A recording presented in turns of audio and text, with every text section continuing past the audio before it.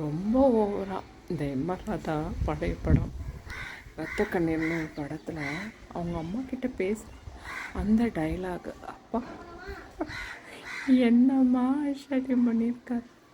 அவங்க அம்மா சொல்லுவாங்க, பா நீ இந்த மாதிரி சொன்னால் எப்படிப்பா அப்படின்னு. அப்போ அவங்க, ஆமாம் இவ்வளோ பெரிய பர்தாவை போட்டு போத்திட்டு வந்திருக்கேன், உன்னை எப்படி தாயார்னு சொல்கிறது? நான் தாயார்னு சொல்ல மாட்டியா ஏன் அப்படின்னு.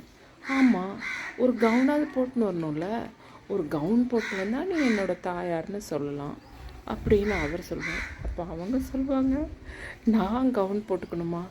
ஆமாம் நான் ஃபாரினில் படிச்சுட்டு வந்தால் நீ தான் கவுன் போட்டுக்கணும், வேற யார் கவுன் போட்டுப்பான் அப்படி என்ன இவங்க சொல்லுவாங்க.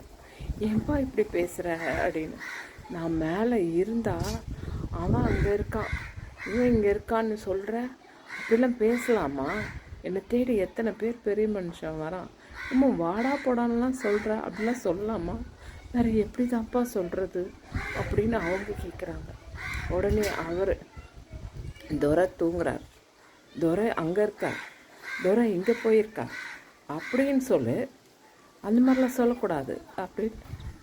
உடனே அவங்க அம்மா, சரிப்பா ஒரு கல்யாணம், சரி சரி என்ன இப்போ காலையிலே வந்திருக்கேன் எம்ஆர் சொல்லுவார். உடனே அவங்க, இல்லைப்பா உங்கள் மாமா பொண்ணு கல்யாணம் பண்ணிக்கிறதுக்காக கேட்க வந்திருக்கேன்.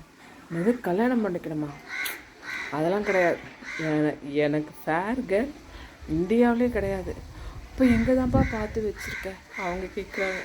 உடனே ஒரு ஃப்ரான்ஸில் பார்த்து வச்சுருக்கேன், ஒரு கிளப்பில் அவள் தான் கல்யாணம் பண்ணிக்கலான் இருக்கேன், எனக்கு இந்தியாவிலே பொண்ணு கிடையாது. இதெல்லாம் ரொம்ப ஓவராக தெரியலையா? அவரோட பேச்சுக்கள் பார்த்திங்கன்னா சும்மா மாதிரியாக வரும். அப்படியே எதுக்கு தான் கூட்டம் கூடுறதுனே தெரியாது, இந்த மக்கள் எதுக்கு கூட்டம் கூடுறாங்கன்னே தெரியாது, எதுவாக இருந்தாலும் கூட்டம் கூடிடுறாங்க.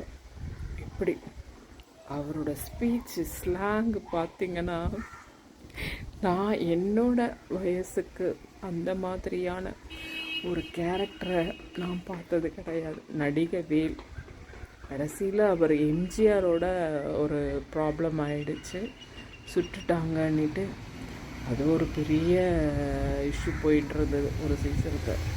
அப்போல்லாம் நான் சின்ன வயசு.